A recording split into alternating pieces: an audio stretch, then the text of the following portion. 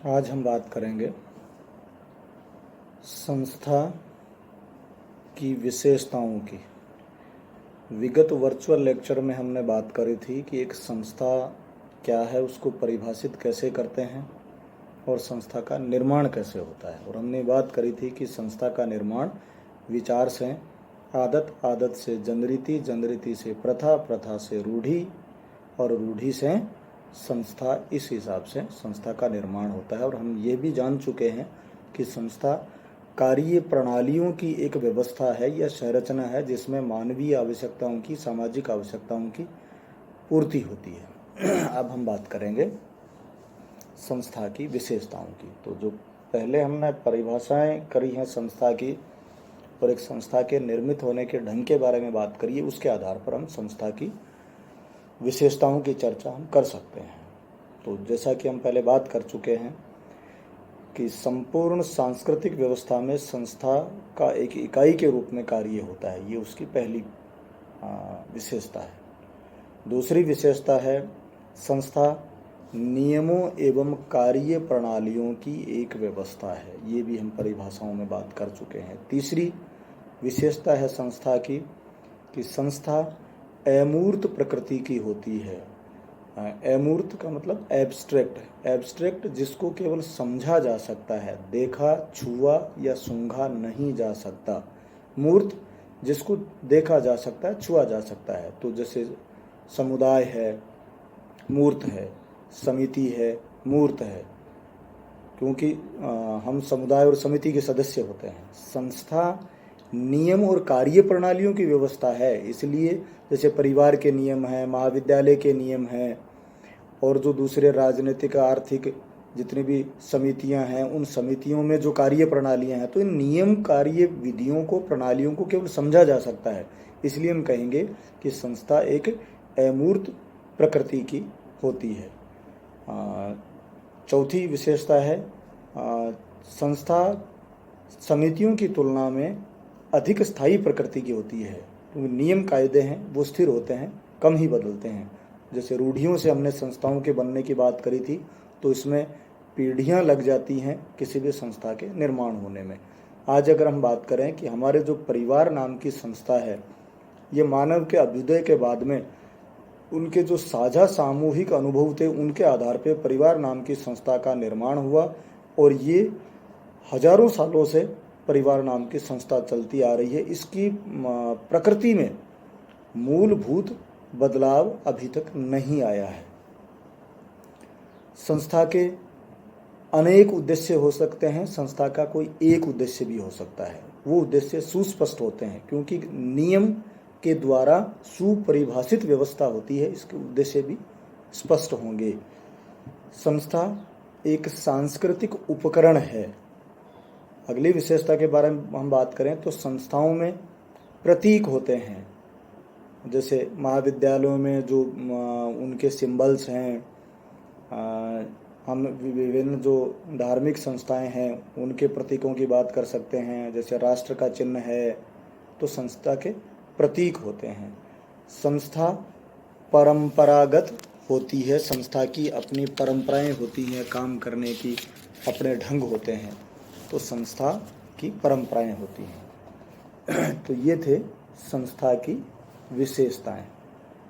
अब हम बात करें संस्था का महत्व क्या है, उसके कार्य क्या हैं, उनकी हम चर्चा बात करें। तो सबसे पहली बात तो यह कि संस्था मानवीय आवश्यकताओं की पूर्ति में प्राथमिक होती है, इसीलिए संस्थाएं अपने अस्तित्व को बनाकर रखने में सफल हुई हैं। आज तक जितनी भी संस्थाएं बनी हुई हैं वो संस्था मानव की किसी न किसी आवश्यकता की पूर्ति आवश्यक रूप से करती हैं।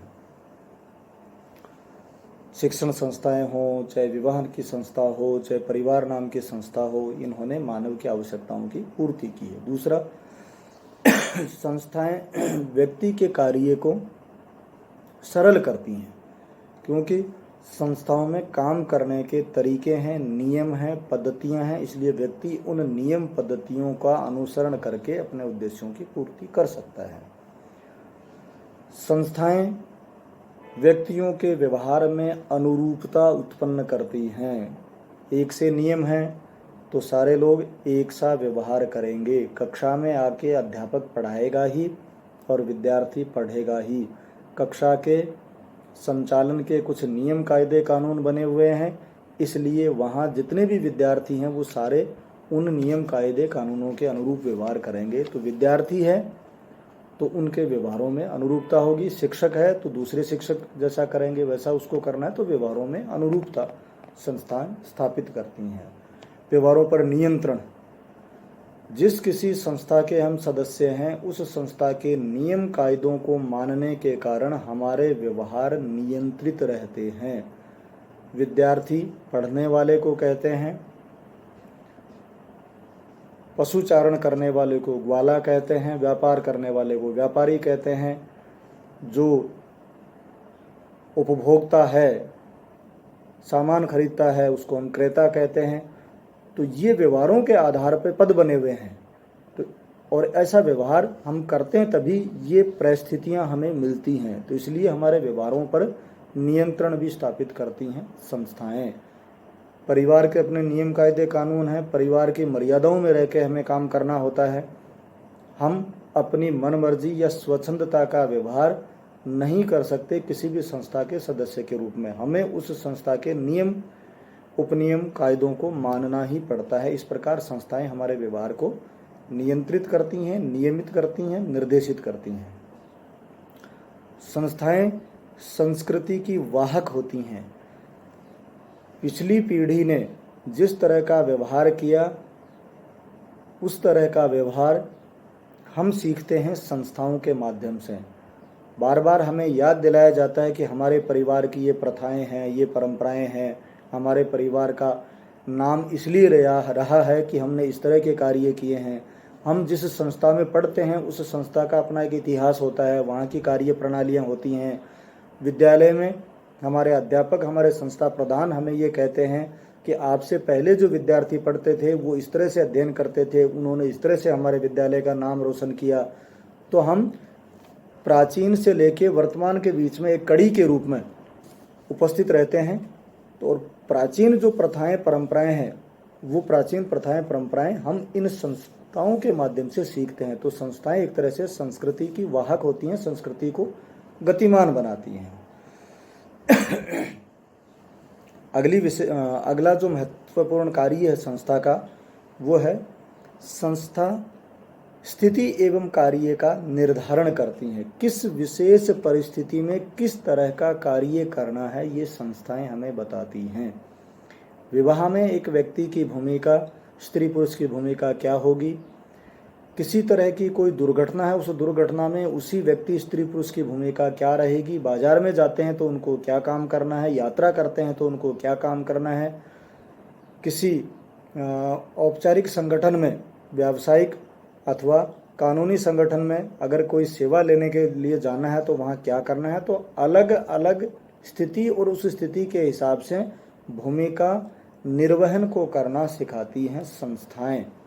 हम विद्यालय में जैसा व्यवहार करते थे उससे थोड़ा सा भिन्न व्यवहार हमारा महाविद्यालय में हुआ है।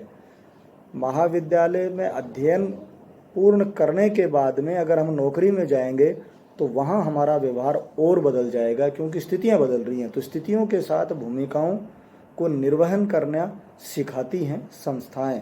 अंतिम जो महत्वपूर्ण कार्य है वो है संस्थाएं सामाजिक परिवर्तन में सहायक होती हैं। हमने ये बात करी थी कि संस्थाएं कार्य प्रणालियों की एक व्यवस्था है, संस्थाएं नियमों की व्यवस्था है। तो नियम अगर बदलते हैं तो व्यक्ति का व्यवहार भी बदलता है। हम जानते हैं हमारे ही देश में हमसे पहली की जो पीढ़ियों के लोग थे उनके लिए सती की बात करना, उनके लिए पर्दे की बात करना, उनके लिए छुआछूत की बात करना, उनके लिए गैर बराबरी की बात करना बड़ी सामान्य सी बातें थी।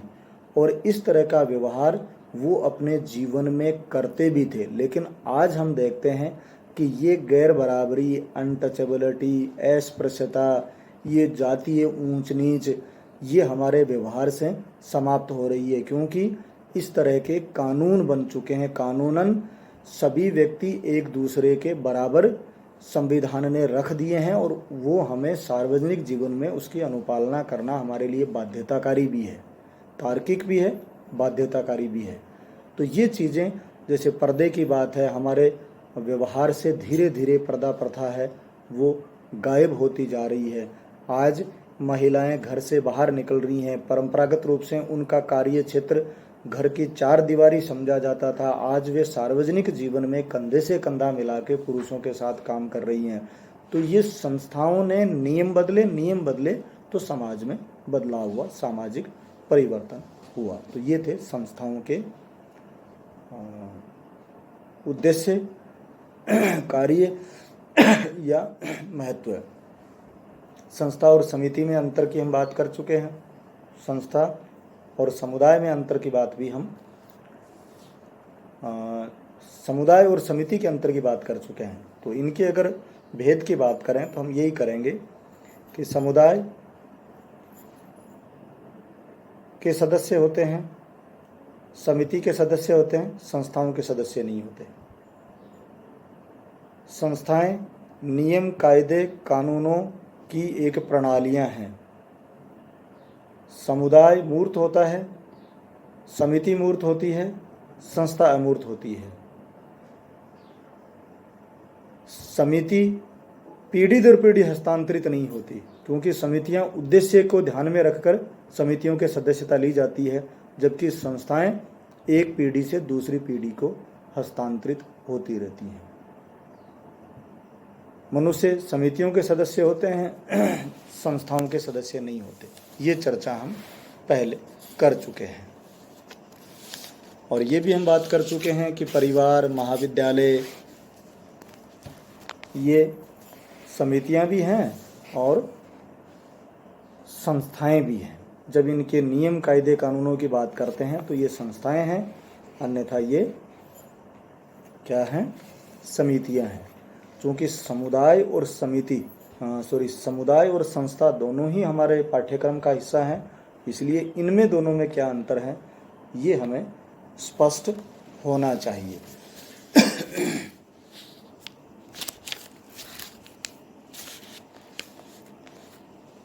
समुदाय की जब चर्चा हमने प्रारंभ करी थी तब हमने ये बात करी थी कि समुदाय के लिए एक निश्चित भूभाग होता है और लोगों में सामुदायिक भावना का होना आवश्यक होता है, जबकि संस्था के लिए किसी प्रकार के निश्चित भूभाग और सामुदायिक भावना का होना आवश्यक नहीं है। पहला अंतर यह है। दूसरी बात, समुदाय व्यक्तियों का समूह है, जबकि संस्था नियमों की या विधानों और कार्य प्रणालियों की एक व्यवस्था होती है। तो हम ये कहें समूहों की बात करें तो वो व्यक्तियों के समूह हैं, और यहाँ जो कलेक्शन है वो नियम, उपनियम, विधि, विधान और कार्य प्रणालियाँ हैं। तीसरा, समुदाय से सदस्यता का पता चलता है, जबकि संस्था से नियम और कार्य प्रणालियों का पता चलता है। जैसे ही समुदाय नाम की अवधारणा हमारे सामने आती है तो हम बात करते हैं सदस्यता की, कि कौन व्यक्ति कौन से समुदाय से, किस कम्युनिटी से आता है। जैसे संस्था की बात आती है तो हम फिर नियम, उपनियम की बात करते हैं, उसकी कार्य प्रणाली की बात करते हैं। समुदाय से संगठन का पता चलता है, संस्था से संगठन के स्थान पर कार्य प्रणाली का पता चलता है। समुदाय का कोई विशिष्ट उद्देश्य नहीं होता, समुदाय का उद्देश्य सामान्य होता है और ये व्यक्तियों के संपूर्ण जीवन से संबंधित होता है। संस्था किसी विशिष्ट या उद्देश्य या आवश्यकता की पूर्ति के लिए ही विकसित होती है। जब भी किसी संस्था का निर्माण प्रारंभ में हुआ है तो उसका कोई ना कोई विशेष उद्देश्य रहा होगा, और संस्था मानवीय उद्देश्यों की पूर्ति भी करती है, विशिष्ट उद्देश्यों की। समुदाय साध्य है, क्योंकि समुदाय की सदस्यता ऐच्छिक नहीं होती है, बाध्यताकारी है। व्यक्ति किसी न किसी समुदाय में जन्म लेता है, इसलिए वह उसका सदस्य होता है। संस्थाएं साधन होती हैं, जो हमारे लक्ष्य होते हैं उन लक्ष्यों की पूर्ति का संस्थाएं माध्यम होती हैं, इसलिए उनका संस्थाएं हैं वो साधन है, साध्य नहीं है। समुदाय मूर्त होता है, व्यक्तियों का समूह होने के नाते हम समुदाय को देख सकते हैं, समझ सकते हैं। संस्थाएं अमूर्त होती हैं, इनको केवल समझा जा सकता है। नियम, कायदे, कानूनों की कार्य प्रणालियां होने के कारण इनको केवल समझा जा सकता है। समुदाय में अनेक संस्थाएं होती हैं। एक समुदाय में अनेक संस्थाएं हो सकती हैं। समुदाय में परिवार होती है, समुदाय में गांव भी आता है, समुदाय में जाति भी होती है, समुदाय में महाविद्यालय भी आता है। ये सब समुदाय के अंदर हैं। तो अनेक संस्थाएं होती हैं। संस्था स्वयं समुदाय नहीं होकर सामुदायिक जीवन का एक अंग होता है। तो ये थी समुदाय के बारे में बातें। ये अध्याय आपके लिए समाप्त हुआ। अब इस जो प्रथम प्रश्न पत्र है समाजशास्त्र का, उसमें एक ही अध्याय बचा है, सामाजिक संरचना। तो अगली वर्चुअल कक्षाओं में हम संरचना की बात करेंगे, उसके बाद में द्वितीय प्रश्न पत्र प्रारंभ करेंगे। धन्यवाद।